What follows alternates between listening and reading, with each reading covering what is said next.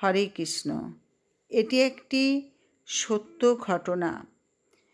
এটি আমি শুনেছি আমার গুরুদেব শ্রীল জয়পতাকা স্বামী গুরু মহারাজের কাছ থেকে।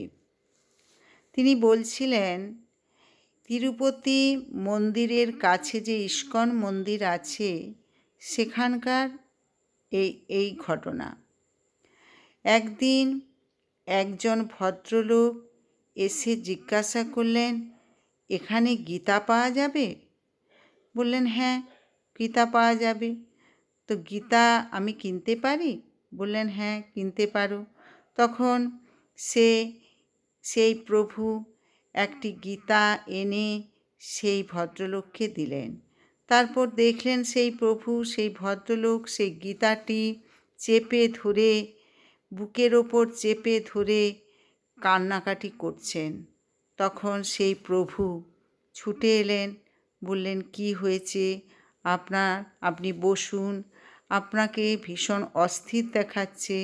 তখন তিনি বললেন যে আমি শ্মশান ঘাট থেকে আসছি, অর্থাৎ আমি মারা গিয়েছিলাম এবং আমি মারা গিয়েছিলাম। তারপর আমাকে যমদূতেরা যম রাজ্যে নিয়ে গিয়েছিল।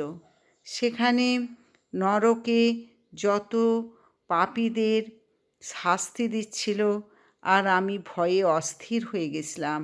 তারপর যমরাজ এসে সেই যমদূতদের বলল, একে এনেছো কেন? তোমরা ভুল মানুষকে নিয়ে এসেছো, একে এখনই ফেরত দিয়ে এসো। তখন তারপর আমাকে যমদূতেরা ফেরত দিয়ে এলো। আমাকে যখন শ্মশান ঘাটে নিয়ে যাচ্ছিল, তারপরে আমি উঠে বসলাম, সকলে ভূত ভূত করে ছুটে চলে গেল। আমি বললাম, আমি ভূত নই, আমার এই কাহিনীটা শোনো। তারা ভয়ে অস্থির হয়ে পড়ল। তারপর আমি সোজা ইস্কন মন্দিরে চলে এলাম, কারণ যমদূতদের একজন আমাকে বলল, তোমাদের ওই পাশাপাশি যে ইস্কন মন্দির আছে সেখানে যে যথাযথ গীতা আছে, সেই যথাযথ গীতা যদি তুমি পড়ো তাহলে কিন্তু আমরা কেউ তোমাকে আনতে যাব না, কারণ যমরা যা দূত তাদের গীতা থাকলে তাদের কাছে যায় না।